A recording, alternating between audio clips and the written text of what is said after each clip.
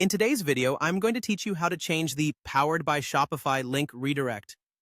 You might be wondering why you'd want to do this. Well, modifying the Powered by Shopify link allows you to customize your online store's footer, making it feel more personalized and tailored to your brand. Whether you're looking to remove it entirely, replace it with something more relevant to your business, or redirect it elsewhere, altering this link can be a small yet significant enhancement to your site's overall professionalism. To begin, you'll want to navigate to your Shopify admin page, specifically your online store settings.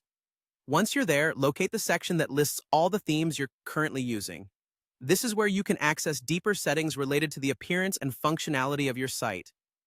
You'll want to click on the ellipsis, those three little dots you see, next to your current theme.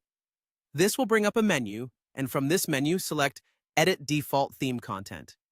When you enter this section, it contains numerous pieces of text and links that can be customized further to fit your store's aesthetic. But don't let this overwhelm you. It's organized well, and there's a handy search function to speed things up. You'll want to make use of the filtering option by typing the term powered into the search bar. This will filter the content options down to exactly what you're looking for. Now, you should see the section labeled Powered by Shopify. This is where the magic happens. Here, you have a few different options depending on what you're aiming to achieve.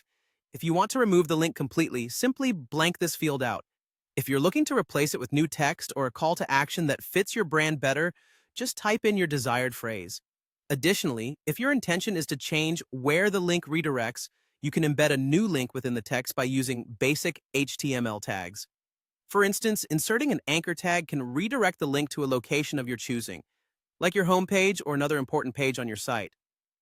This way, any visitor who clicks on the previous Powered by Shopify text will be taken to a page that is more relevant to your customer journey.